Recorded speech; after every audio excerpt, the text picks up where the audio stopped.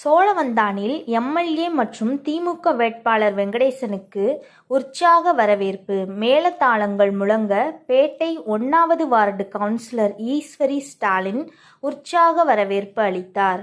தமிழக சட்டமன்ற தேர்தலை முன்னிட்டு சோழவந்தான் தொகுதி தி.மு.க. வேட்பாளர் வெங்கடேசன் எம்.எல்.ஏ. தீவிர வாக்கு சேகரிப்பில் ஈடுபட்டு வருகிறார். இதன் ஒரு பகுதியாக சோழவந்தான் பேட்டை 1வது வார்டு பகுதியில் அவர் இன்று பிரச்சாரம் மேற்கொண்டார். நகர துணை செயலாளர் ஸ்டாலின் மற்றும் அவரது மனைவியும் வார்டு கவுன்சிலருமான ஈஸ்வரி ஆகியோர் தலைமையில் எம்.எல்.ஏ.வுக்கு சிறப்பான வரவேற்பு அளிக்கப்பட்டது. ஊர் எல்லையிலிருந்தே மேளதாளங்கள் அதிர, வான வேடிக்கைகள் முழங்க தொண்டர்கள் உற்சாக வரவேற்பு அளித்தனர். தி.மு.க. கொடியின் வண்ணங்களான கருப்பு, சிவப்பு காகித பூக்கள் காற்றில் பறக்க விடப்பட்டு பகுதி முழுவதும் விழாக்கோலம் பூண்டிருந்தது.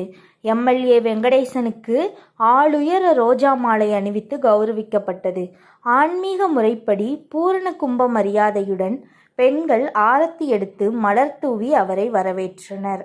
அது தொடர்ந்து எம்.எல்.ஏ. வெங்கடேசன் பேசியபோது, கடந்த கால ஆட்சியில் செய்த நலத்திட்ட உதவிகள் மற்றும் மக்கள் நல பணிகள் குறித்து மக்களிடையே எடுத்துரைத்தார்.